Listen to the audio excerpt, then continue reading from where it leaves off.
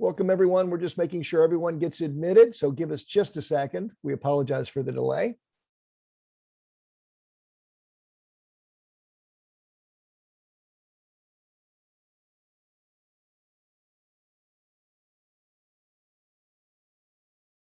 Joanne, are we ready to proceed? Have we admitted people, or do we need a moment? Yes, it looks like a few people still coming in, but you can probably go ahead and get started. Okay, well, thank you all for coming so much today. We look forward to speaking with you and hopefully sharing some back and forth about thoughts that we have about our efforts here toward managing adversities. So this is a product of the National Training and Technical Assistance Center for Systems of Care. I will be your co-host. I'm Jeff Bostic. And then Evelyn Clark will also appear in a moment. She's actually our primary presenter today. And so we're looking forward to speaking with everybody during this time. Our next slide here, please.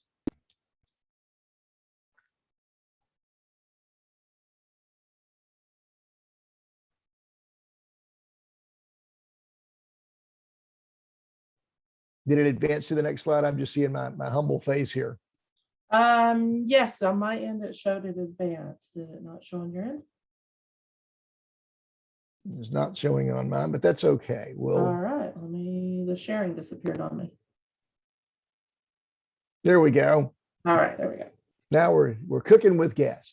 So I first want to just mention the disclaimer here that while this is produced by SAMHSA, that is the Substance Abuse and Mental Health Services Administration, we want to make clear that all of the thoughts here are actually those of Evelyn and myself. So we just want to be clear about that. Next slide, please. I just want to give you a quick overview of what the NTAC is. And this particular system of care NTAC is comprised of CARS, which is a primary entity here. In addition to that, we also have participation from Georgetown, both the Center for Child and Human Development, as well as MedStar Georgetown University Hospital. That's where I actually come from. In addition to that, we have Change Matrix that's involved as one of our partners, the Texas Institute for the Excellence in Mental Health, the American Academy of Pediatrics, Friedla, which is a family-based organization, and finally, Youth Move National.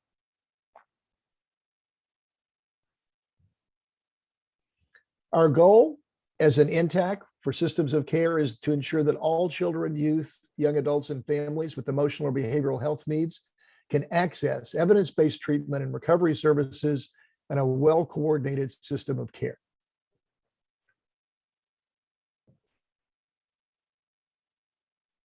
And in terms of who we serve, we try to serve across the system of care. So that includes agency leaders, both at the state and local levels. That includes the mental health workforce, such as social workers, clinicians, family navigators, your humble narrator, I'm a child psychiatrist. Also primary care providers, such as pediatricians and general practitioners. The school workforce, that includes both teachers, but also school-based clinicians. Our community-based providers, again, peer supervisors, our family partners, and of course, youth, the people that we serve directly.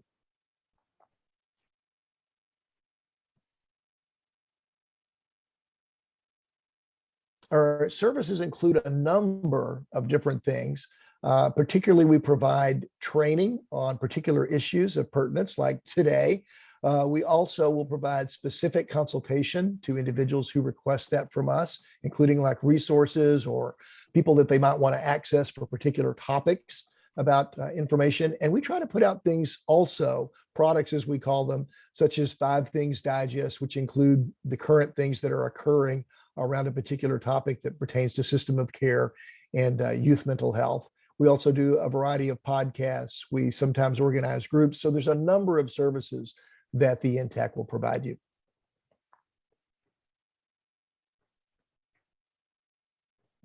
All right, and then today's presenters, even though I'm listed on the left, I want to be very clear in saying that Evelyn has done the vast majority of the work here. The slides that she created today are our primary source. And so she's really the person whose intellectual content is at the forefront. So she should be listed ahead of me. But regardless, I would just want to be clear about that. So she'll be providing most of the information, and I will be speaking somewhat with her. And of course, we'll look forward to your participation as well. And I do apologize right now. I think everybody probably is on mute, but please do not hesitate to use the chat box throughout. Just click on the little button at the bottom and enter in questions there, which Joanne will kindly moderate so that we should be able to keep up.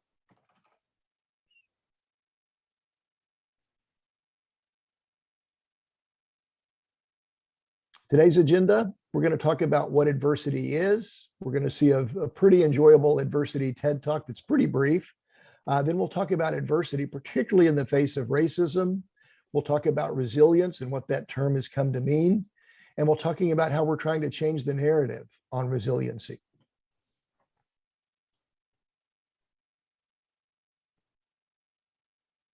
All right, with that, I'm going to turn it over to Evelyn. Hello, good morning or afternoon. Thank you so much, Jeff. I appreciate that a lot. And I'm really excited today to be having this conversation with Jeff. I am on the clinical team on NTAC that Jeff leads, and I'm just excited for both of our experiences to talk about this topic. I'm also, as mentioned, I'm part of the NTAC team. I work for Change Matrix, but I also have lived experience in systems as a young person. So I'm super excited to talk about this topic with Jeff.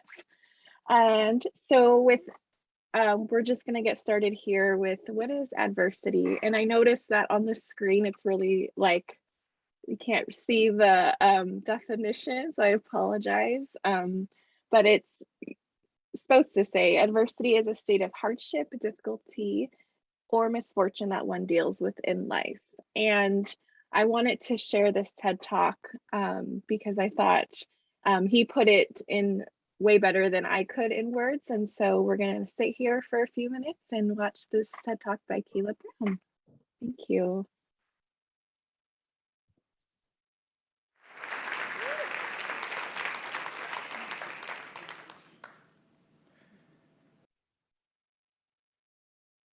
Shipping artwork stinks. So I've been doing art for about 3 years now, and shipping finished artwork is the least enjoyable, the most frustrating, and the most stressful part of my work. You see, I put my heart into every painting, and when it's all done, I have to relinquish all control and hand it over to some shipping company that sees my artwork as just another box in a sea of boxes, probably full of late-night online shopping binges. But for the clients who support my work, I have to find a way. You see, it doesn't matter how I feel about shipping. I just have to deliver as promised. It is a business after all, and customer service is important to any business person. It's important enough to me that a couple years ago I set a goal. I said, this year I'm going to have great. No, I'm going to have phenomenal customer service. And not even 2 weeks later, that lofty goal met its first test. You see, the painting process is long. It takes tremendous amounts of effort and focus, sometimes weeks on end.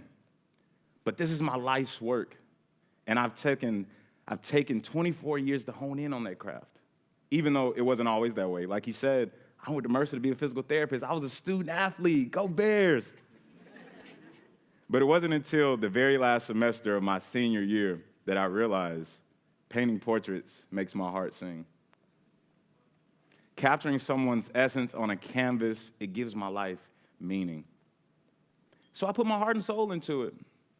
But even then, life doesn't always turn out how you plan. You see, not even 2 weeks after I set that goal, not one, but 2 clients informed me that their artwork had arrived with holes in them. And I had strained to create 2 beautiful portraits, so the thought of them being punctured, it broke my heart. It felt like somebody was punching a hole through my purpose, my mission. But then a voice came to my head and said, this is your opportunity. You say you wanted great customer service. Well, here's your chance. What are you going to do when there's a grievance? What's your return policy, Caleb? Better yet, what are you going to do when the problem's outside your control? That's what clients are going to remember most anyways. So I made the decision to give refunds to both clients. because I realized that that situation was a gift, the gift of adversity. And not only that, but I used that opportunity to deepen my relationship with my clients. You see, both of them would come back from multiple pain and sins. This entire experience, it had an effect on me. Not just about how I felt about my life, my clients, or even my business, but I really contemplated life and the lens through which I viewed it. You see, sunny days are beautiful and everybody loves them, but it takes rain for grass to grow. And in that same breath, critical moments of adversity provide us unique opportunities to drive positive momentum. After all, embracing meaningful hardships is how society evolves. Look at the civil rights movement here in the South. That was a tumultuous storm through which we had to endure, but in the midst of that despair, we learned acceptance and we learned forgiveness. And thousands answered the call, and our country is better for it today. It was a difficult time, but it was a transformative time. You see, the tragic murder of Emmett Till in Mississippi, it sparked Rosa Parks' initiative in Montgomery. Heightened tensions in Birmingham, Alabama excited national attention, and Washington, D.C. had no choice but to address civil rights. And not only that, but key voting rights legislation was enacted in response to continuing demonstrations in Selma, Alabama, like Bloody Sunday. See, adversity is tough, it's painful, it's not always pretty, and it can rock you to your core. And the South has seen plenty, but we've also seen what's possible when we allow adversity to fuel our resolve. And look at where our country is now. We're as divided as we've been since. We want peace, we want equality, forgiveness, accountability, some semblance of unity. But in order to reach that end, we have to see the space between us as an opportunity for growth, even though all we may see is the difficulty, the adversity. But those difficult conversations and those uncomfortable interactions, those are the road through which we become one. That's how we hold ourselves accountable. That's how we demonstrate empathy. That's how we get to know people who are different than us. And it's easy to say, well, let's let the tensions die down. You know, let's wait till everything's a little more cool. Well, the perfect conditions will never come. We can't avoid the tough work. After all, the tough work is the gift. Now, I'm not saying we should seek out pain in our lives, but we have to understand that some degree of suffering is unavoidable. And since we can't avoid it, we have to dedicate our lives to embracing the meaningful struggles with courage. Because out of the gift of adversity, we get stronger individuals who build a better world. And not only that, but we cultivate confidence, compassion, acceptance, and love. So there's an old story about a farmer who had this old goat, and everywhere the farmer would go, he would take the goat along with him. Well, one day, the farmer decided he's going to go into town, and he's going to leave his friend tied up in the backyard. Now, I know not everybody might be from Savannah, Georgia tonight, but we have what you call an old dug well in the backyard. And while the goat was grazing in the backyard, he accidentally slipped and fell into the well. And when the farmer got back, he looked, he's searching, and eventually he found his friend down at the bottom of the well. And so he tried everything he could, but everything he tried failed. So, with tears in his eyes, he decided, at least I can give my friend a proper burial. So he goes to the barn, he gets a shovel, and he begins to throw dirt down onto the goat. But little did he know, there was a miracle happening. See, the goat had a few tricks of his own. So every time that the farmer would throw the dirt down into the goat would shake it off and pack it under his feet. See, I think you understand. He would throw the dirt down into the goat, and he would shake it off and pack it under his feet, and he began to get higher. And he rose until he was able to step out on dry land. And we could be the goat. When we learn to embrace the dirt that's thrown at us, when we look at adversity as a stepping stone for growth, we can ascend the heights we never imagined. We can unify our country. We can improve customer service. But most of all, we can make the world a better place. We all set out to paint a beautiful life full of joy, excitement, and love. But every once in a while, life comes and punches a hole through your masterpiece. You get sick, you lose a job, or you get your heart broken. So I shouldn't be on this stage today. 2019 has been one of the toughest years of my life. I had my psyche just shattered.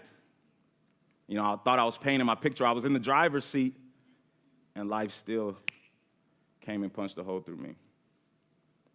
I was depressed. I was physically sick and fragile.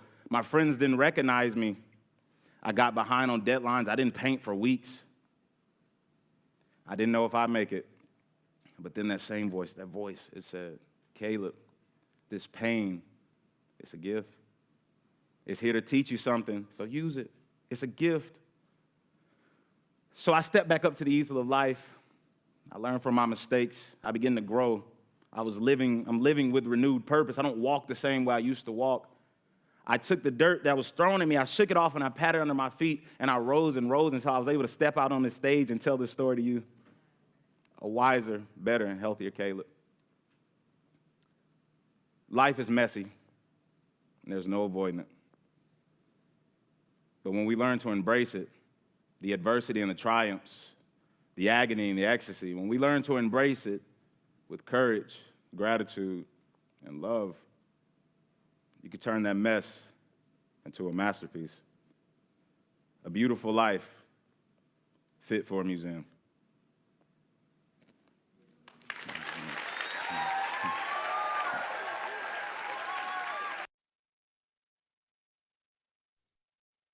Beautiful. Thank you. Whew, I'm over here getting worked up every time I watch it. I just want to take a minute, and if anyone has anything they would like to put in the chat, a word or something that they resonate with, that would be great. I would just say, mic drop, we're done here. No, we'll continue on, but I think he summed it up pretty well. Yes. All right. Okay, well, go ahead and feel free to continue to put how you feel in the chat after that. I'm gonna move forward here with Jeff. So as he was speaking, so many different analogies that he used, just like really spoke to me, the dirt. And when I mentioned earlier, I have lived experience. I spent most of my career as a certified peer counselor in Washington State, and can really resonate with that feeling of that dirt, especially when working with the young people that I served here in Washington. And I served youth primarily who had really touched all systems, but that touched the juvenile justice system. And we know that with those young people that they have faced a lot of adversity. And we know that with data and research tells us that primarily those who are incarcerated, ones that I worked with here, are Black and Brown young people. And so here we are with adversity in the face of racism.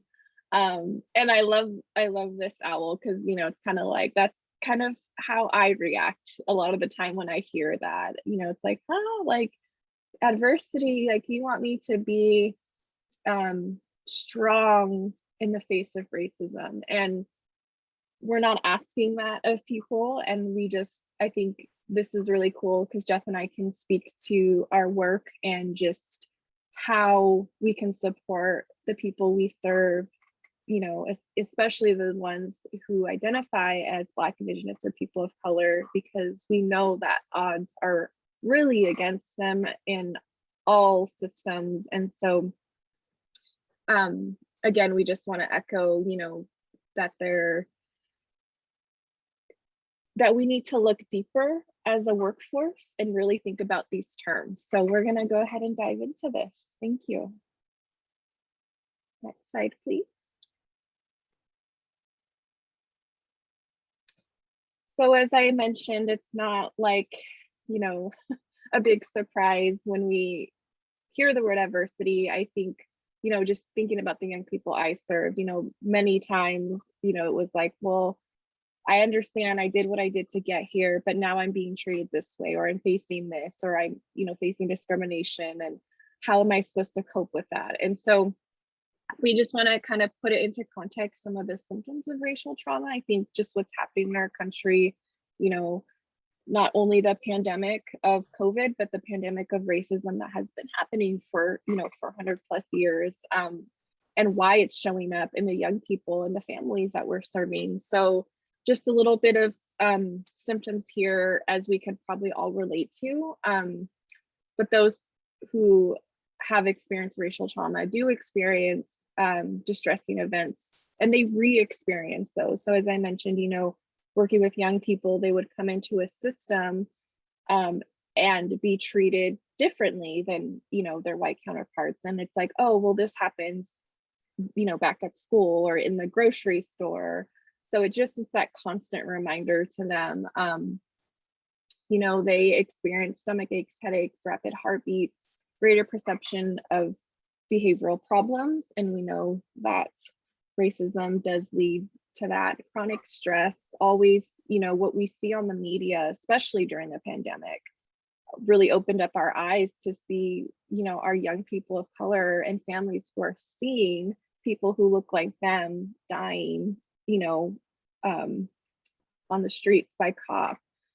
So it's that chronic stress of what's going to happen to me when I leave my house or go to school or go here. They could be on their way to their mental health provider. Well, maybe not right now because of telehealth, but it's a real thing, just going to the grocery store, as I mentioned. We know that it leads to depression, anxiety. We know that Black and Latinx middle school students have higher rates of depression because of discrimination, which leads, it's a whole nother PowerPoint, but it's, school to prison pipeline there. And then avoidance. So we know that dropout rates are higher for young people of color because of the racial trauma they experience in schools. And that could be from microaggressions and biases and all of that. Jeff, is there anything you wanted to add here? Do you want to just talk more on the coping strategies? Oh, this is great, Evelyn. You're doing Perfect. Cool. All right, next slide, please. Yeah, so I think this is a good discussion for Jeff and I. I'm just, like I said, I'm really excited just doing this work with him. And so here, it's kind of interesting because, it's like, oh, there are coping strategies for when this happens. Yes. I identify as a woman of color. I am Mexican and Native, and yet I still understand I have certain privileges in this country, but I have experienced a little bit of this myself growing up. So being able to actually translate it has helped me and helped the youth that I have worked with as well. So we know that racism is a huge problem. And if you did not know that, well, welcome to our webinar. And we know that with everything that's happening in our country, it seems to be, I don't even want to say it's getting worse, but it's getting filmed, it's highlighted more. Media is a big part of that. And so there's a lot to be said about how we're dealing with ourselves during this time. And even those who don't identify as someone of color, I know, just working with some colleagues or, just my friends in personal life, I know that this weighs on everybody. So I just want to acknowledge but we definitely feel like it's important to talk about racism in the face of adversity today. So yes, so I know a lot of the times when I'm working with young people, I don't work with young people directly anymore, but when I did work with young people, I do miss it a lot. One of the things that was helpful for them was, engaging in things like prayer or mindfulness, any type of spiritual practices was really helpful. And we know in the work, as how I practice as a certified peer counselor, we never force any type of spirituality. We allow the person to say what they believe in, and we support that in any way.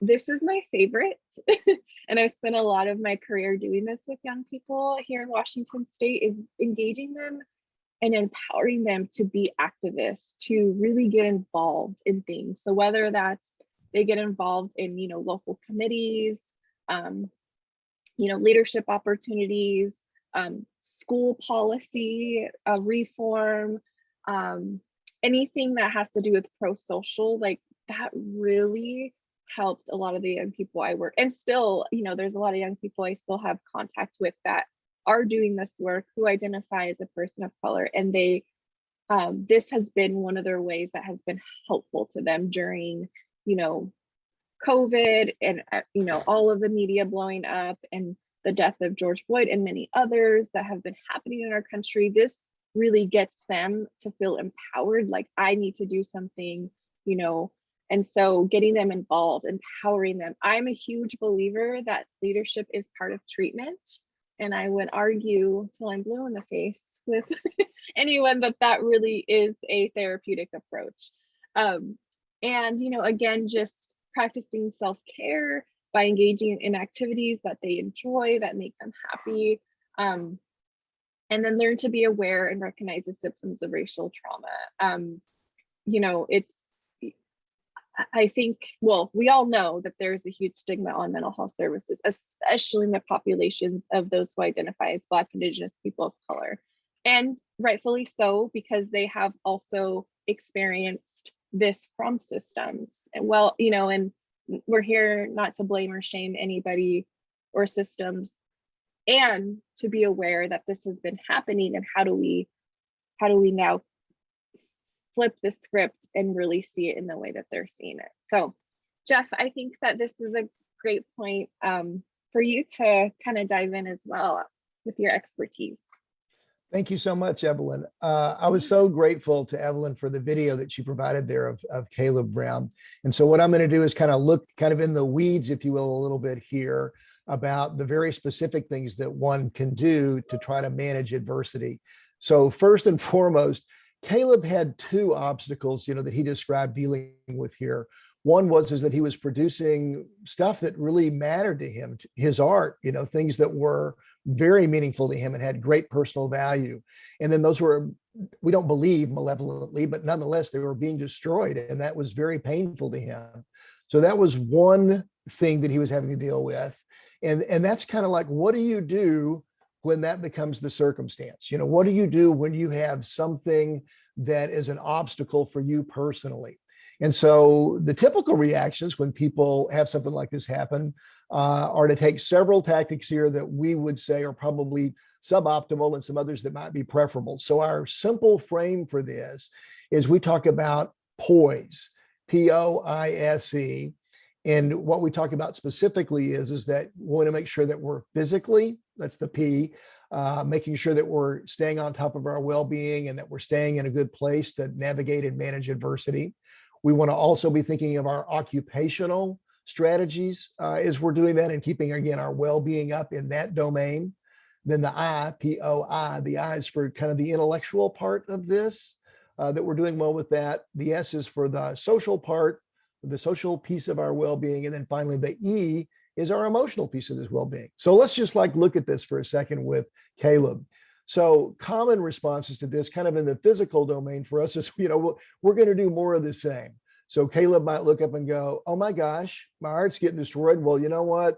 I'll just have to do more. So I'll stay up later and I'll work harder and I'll produce more stuff, knowing that some of it's going to get destroyed. But as you can well imagine, that's really not the preferred response here for him, because obviously if you do that, what you're going to do is give up sleep. You're not going to do other things that are good for you as far as like nutrition or bodily movement. You're just going to work harder, and that may actually be counterproductive for him. So what we would wish for instead is that he say, you know what, I'm going to work hard on my art. I'm going to make sure that I stay healthy so I can produce my best stuff. I'm going to listen to inspiring music, stuff that keeps me going and keeps me motivated as I'm doing these portraits, and so that I can be productive.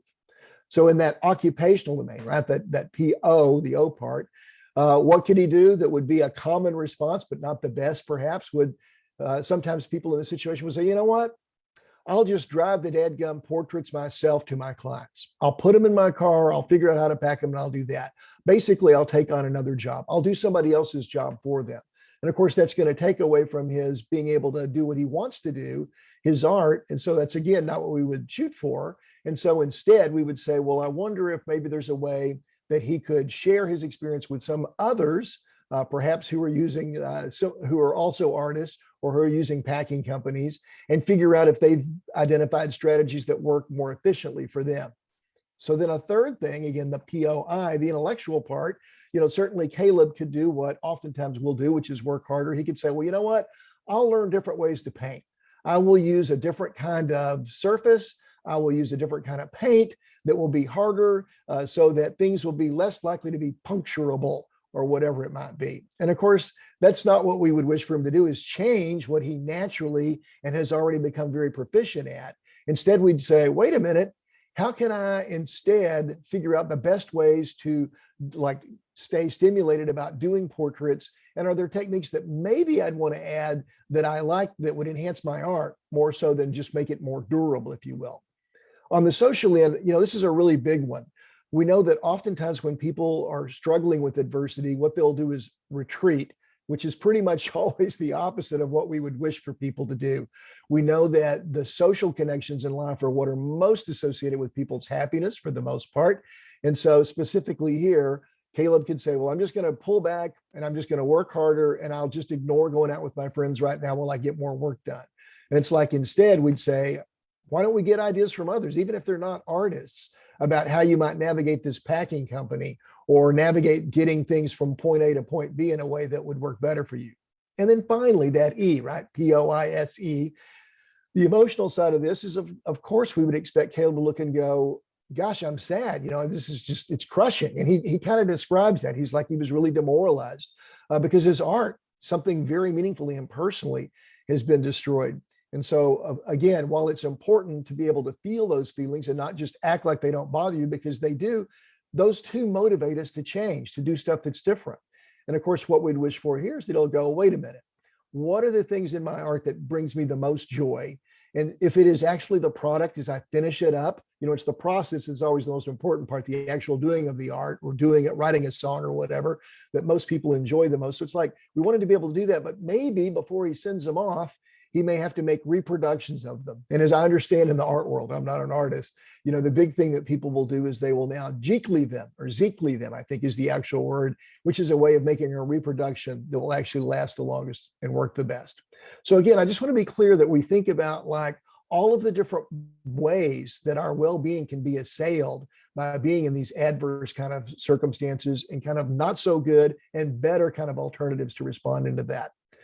Now, just to make it overly simplified, what we do with everybody when they're coping with adversity is basically we say, practice your HARPs, HARPS, right? And the HA stands for healthy alternatives. So again, in a bad way, people can stay up late. People can numb themselves by taking substances or drinking alcohol, if you will. And it's like, better than that would be to, again, stay physically healthy, continue to do things that stimulate you to do good work, that make you feel inspired about stuff. Again, they may be distractions, but they should be productive, healthy things for you instead of unhealthy things. Now, Caleb does the second one here, which is the R, HA, then R. We try to get people to reframe their experience. And what does Caleb do? He says, sometimes I realize that this dirt being poured on me, this adversity, makes me a better, stronger Caleb, makes me a different person. So looking, it's like, why me? What am I supposed to learn from this? What am I supposed to gain? Can be a very helpful strategy for coping with adversity, because frankly, sometimes we have great adversity. People are in, if you will, car wrecks, or they're physically hurt so that they can't do the same stuff that they were doing before, at least for a while. And it's important to go, wait a minute, how can I make something out of this and make it better? So it's real important to kind of look at what the experience provides us when it is an adversity. Now, a third thing, of course, that we've kind of talked about, and Caleb certainly does well, is problem solving. What did he do? He said, you know what? I'll talk to those people that had pictures that were damaged, and I will do good customer service with them, which he did. And he says, you know what? It worked out great. So he problem solved in an effective way that actually worked out better for him forever. And so that was great as far as his use of a very good cognitive kind of strategy. And finally, again, this is of no surprise, social support.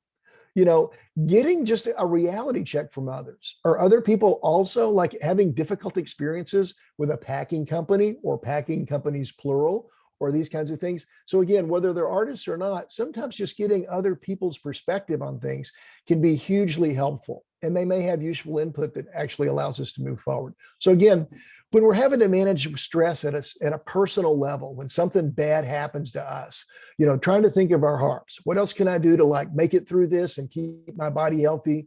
How can I reframe and look at this experience differently?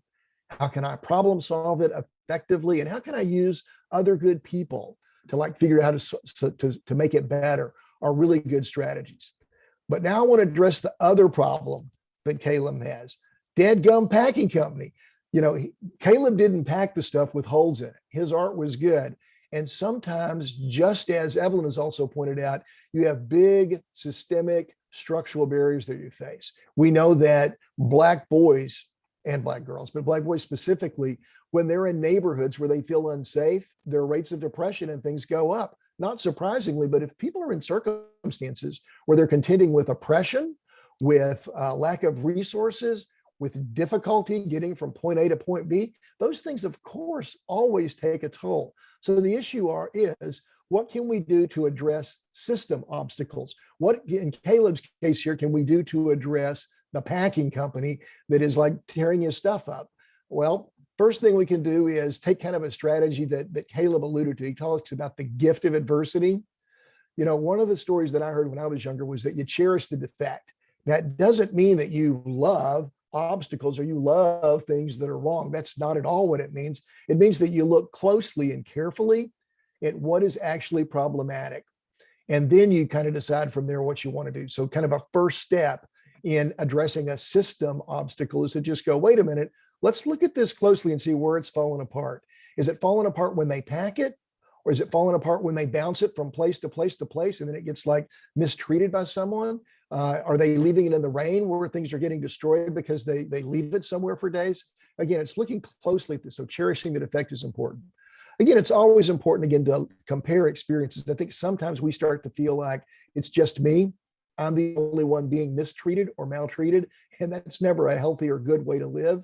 So being able to compare experiences with others. And in Caleb's case here, it's both people that he knows, but it may also be people that are different from him. Is it really, like in this particular case, something where he's being literally discriminated against, because that does happen?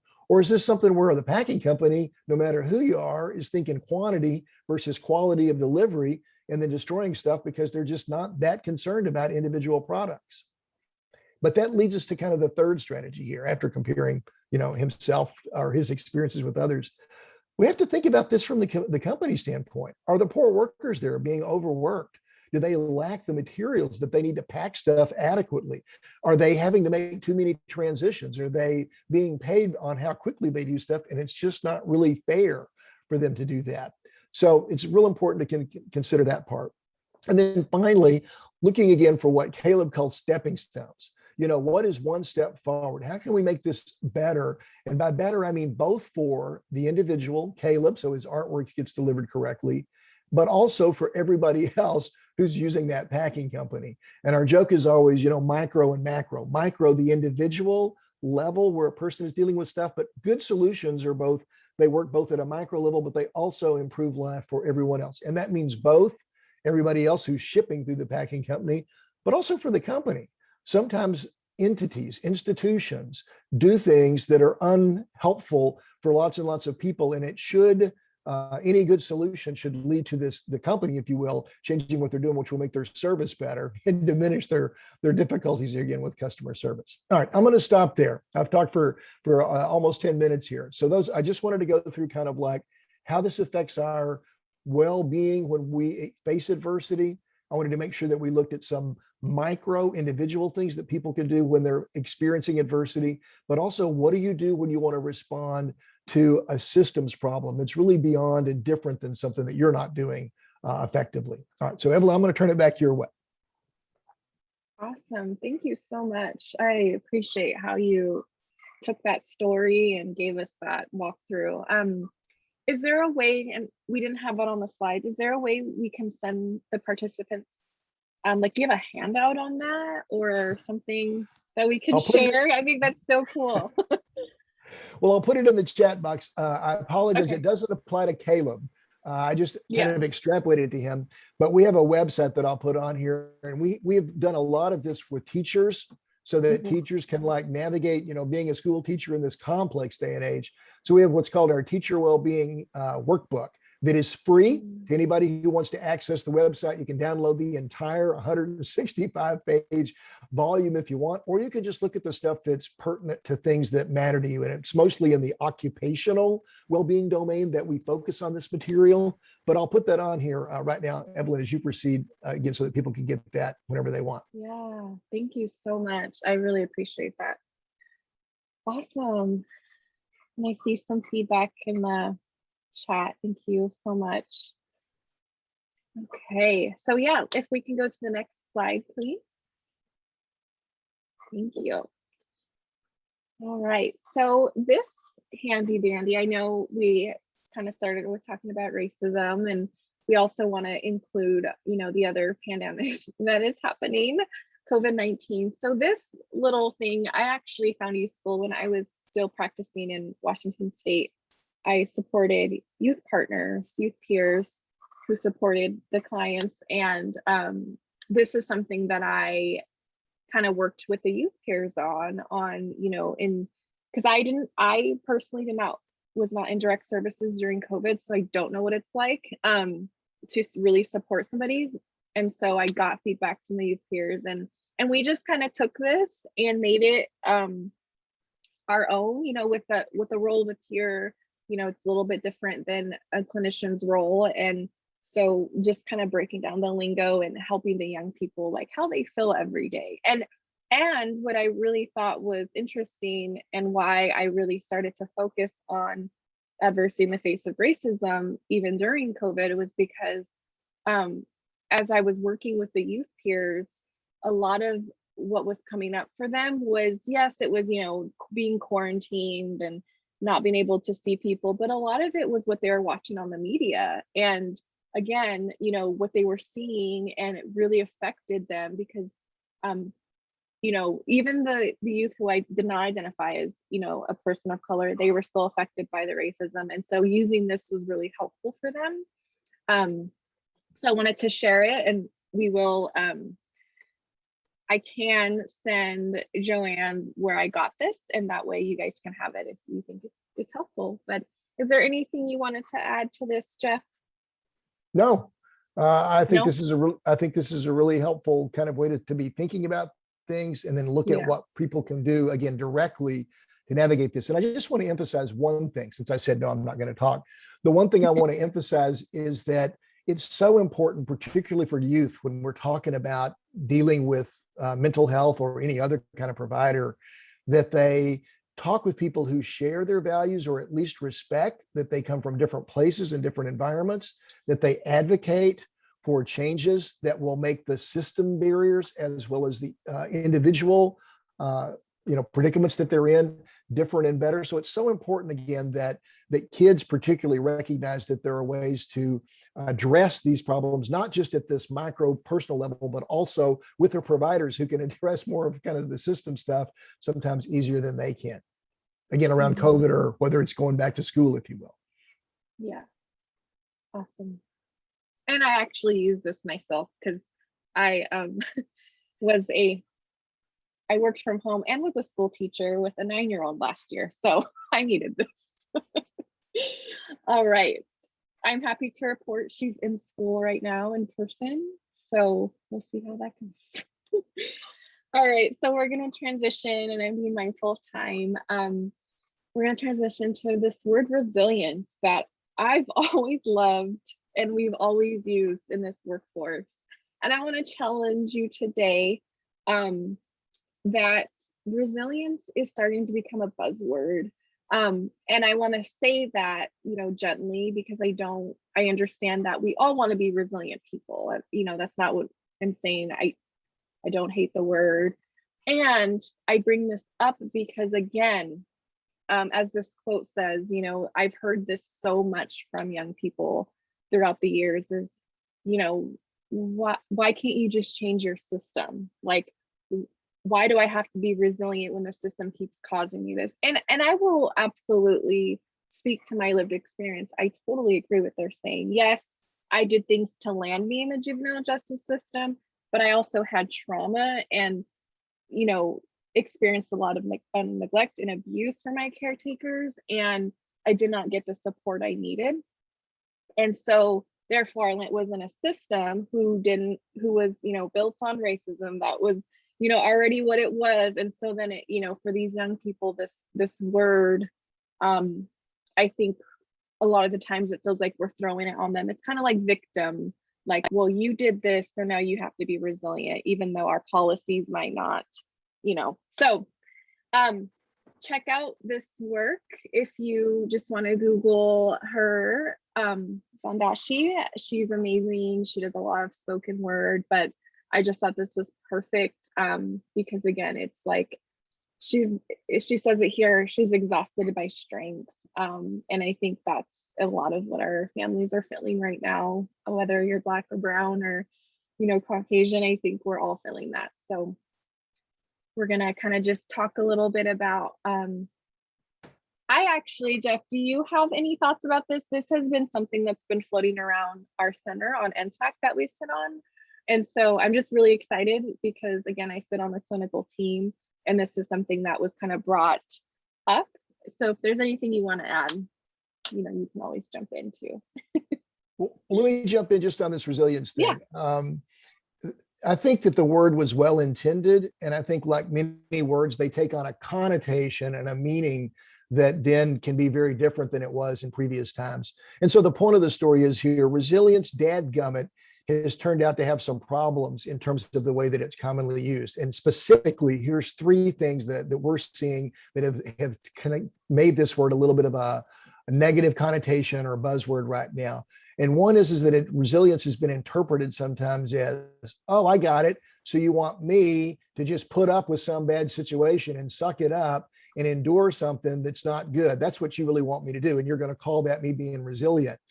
Well, that's not really helpful. At a deeper level, we've also seen situations where people have looked up and said, I get it. You want me to be like what you think a person should be. You want me to adhere to your, whether it's cultural or personal values, you want to contort me into something that I don't really feel like that's what I should be. So, only a kind of, a perspective that you adopt as the boss, quote unquote, is the one that's acceptable for me. And so that also, I think, has been, unfortunately, a difficult side of resilience when it's been used. And finally, there's another version of this, right? Grit. Grit technically is passion plus perseverance. And yeah, most of us would say, well, yes, we want to be passionate and we want to persevere and get through things. Those are good things. Yes, we would agree with that also. But there's a time to not continue to persevere. Most of us grow up, I'll just be the bad example here, saying, I want to be a professional NBA ball player or NFL player or whatever else. There was a time when I looked up and realized that I'm like 5'10". I'm not going to be going to the NFL. And no matter how much I persevere and try, that's just not really going to happen. So I need to put my energies into other things. So the point is there's a time to change direction rather than you just need to be tough. Again, this version of resilience of keep going, when it's like, no, sometimes it's like you should recognize that it's time to make a change. So I want to be clear. From my vantage point, resilience, of course, is a good thing in terms of what it's supposed to embody, which is we're all going to have adversity. We're all going to struggle. And you got to sometimes do stuff to deal with that on your own. But you also have to be mindful of the system pieces of this too, that also affect your ability to respond to stuff and to be able to address both of those things to actually make the curve on this. Yeah. Beautiful. Thank you. All right, next slide, please. And we're just about done. So we just want to change the narrative just as these beautiful leaves change. I love fall, everybody. But you see there that, it's a new season. And I really feel strongly that it's a new, we have a lot of work to do, and it's exciting work as we change the narrative. I just want to, share this quote here from the CEO of NAMI. Mental health conditions don't discriminate, and neither should our mental health system. We are calling for systematic change and improved access to culturally competent care so no one feels alone in their journey. So we are really focused on this, on NTAC as a whole center, and the work I do at Change Matrix, I'm sure with Jeff and his full-time position, is that we really need to, again, look at those systematic barriers and change the narrative so that resilience doesn't need to be a buzzword. So that, you know, our families and the youth that we're serving can feel like the system's really working in my favor. And we know we can't do that unless we don't address the racism and the policies that have been put in place. So again, it's not going to change today, but as we continue this work, it's something that we want to share with all of you. All right, so next slide. And then of course, we all know that consumer voice matters. And this was something that I found on Mental Health America did this really cool article that I did put in the resources, so you'll have access to that, on the resilience perspective of what BIPOC communities feel about this word. And so this is an example of somebody who has a love-hate relationship with the term, as what we were just mentioning. So just want to take a minute to soak this in, to really get us thinking differently.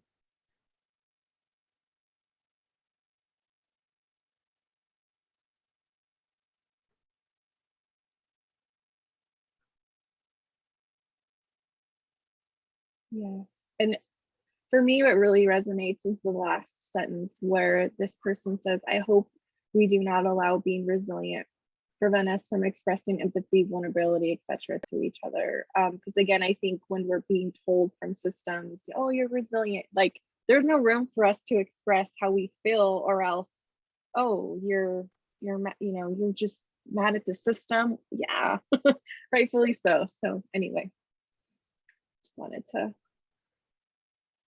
And then I think we are, yes, thank you so much. So we have our resources here that you'll have access to, just ways to foster resilience for BIPOC children. There's some information on COVID-19. I thought it was really cool. Mental Health America has a COVID-19 little, tab, and they have like so many different ones, like supporting LGBTQ plus COVID-19, BIPOC, and all these different really cool things there. So that's all here for you that we'll send out.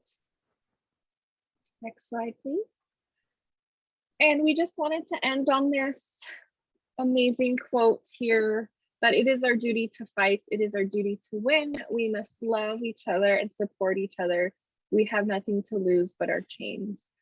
Again, this speaks so much volume, and I think especially for myself as being part of the system and then supporting people in the system,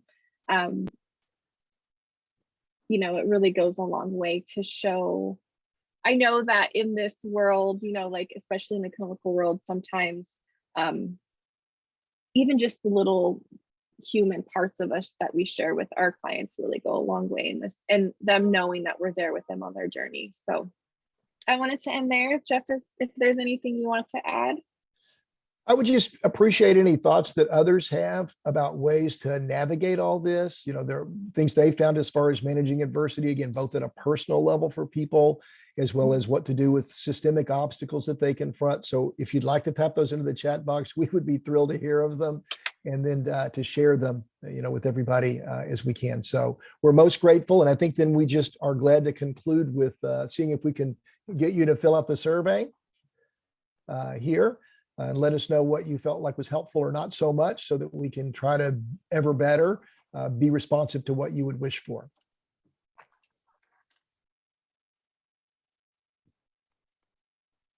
And again, here you have our contact info. Please don't hesitate to reach out to us at any point in time about anything that relates to children and mental health and the systems of care.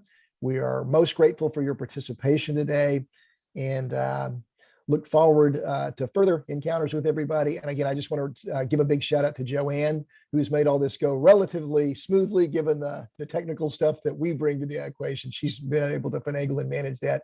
And to Evelyn, who put all this excellent content together, and I think has done a fabulous job.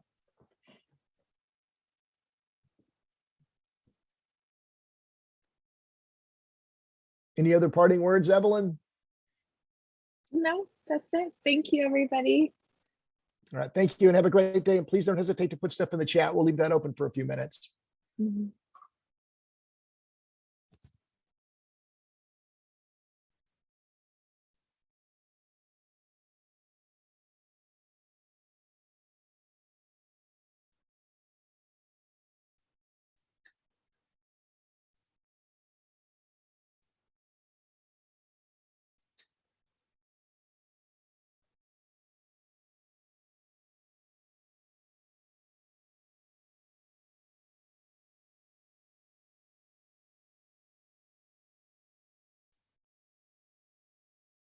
And while people are typing, if you would like to make any comments, please feel encouraged to do so. I think we've unmuted everybody.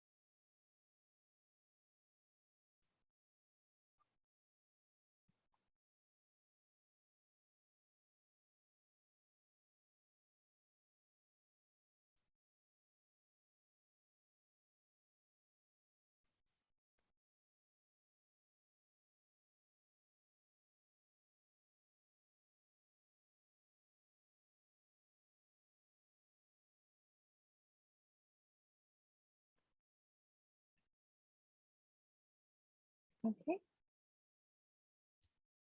Have a good day, Jeff and Joanne, everybody else. Thanks so much. Have a great You day. too. Bye, everybody.